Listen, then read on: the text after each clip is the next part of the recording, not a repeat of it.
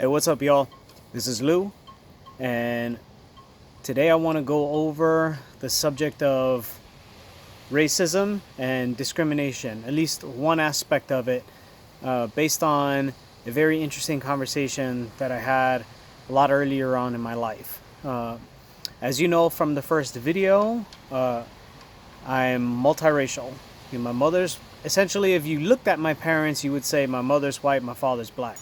But it goes a little deeper than that. They're both mixed, although my mom is mixed with primarily European heritage, because even the Cuban side of her family, they were white Cubans that fled Cuba during Castro.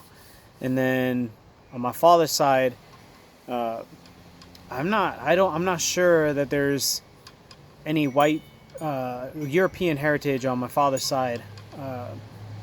I think it's mostly Afro and indigenous. So, during a heated discussion at one point in my life, I was asked, yeah, but didn't you experience racism both when you were in black neighborhoods and when you were in white neighborhoods? And yes, I did, but there's a big difference. And I want to just kind of illustrate that difference a little bit for you right now.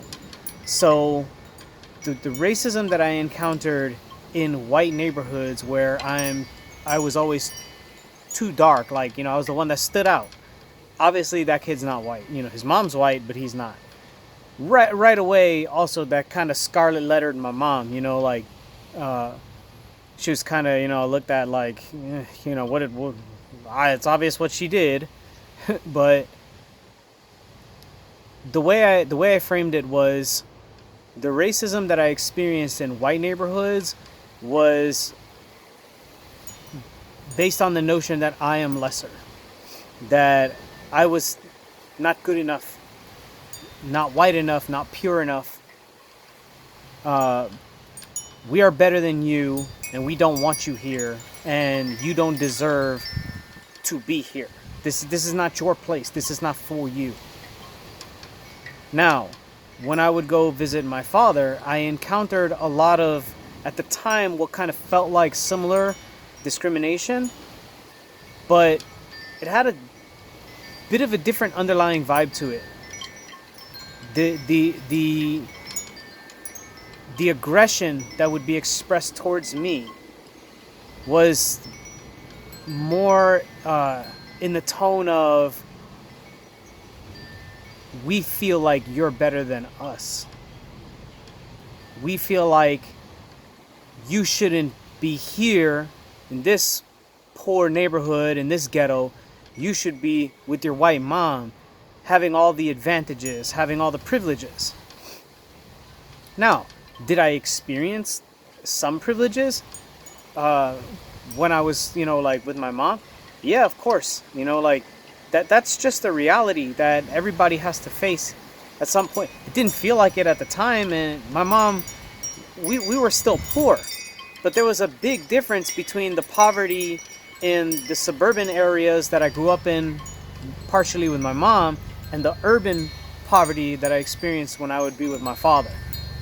The discrimination for being half white that I always got in the black neighborhoods felt more like a cultural misery that was just kind of directed at me because I was the closest thing to a white person that was there.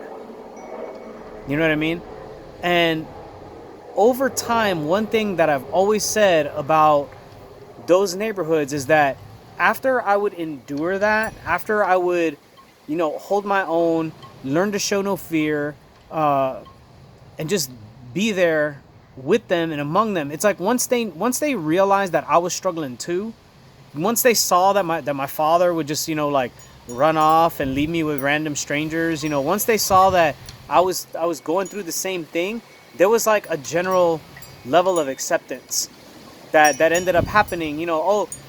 Leave him alone, he's cool. Or somebody with a loud car, sorry about that. Or he's one of us, you know what I mean? There was just a general level of not, you don't got to mess with him anymore. You know, he's here. He's among us. We might as well just roll with it. Whereas in the neighborhoods I grew up in with my mom, that point was never reached. It was always just, no, you're still one of them. So that's the main difference that I, as a multiracial child growing up in America, saw between the two communities that I would split time between. What felt like similar discrimination, but for very different reasons. And ultimately, looking back, it makes things much easier to rectify as to why they happened, understanding why they happened, and understanding which one of them is easier to fix. So that's all for today, for this video. Thank you. This has been Lou on your left.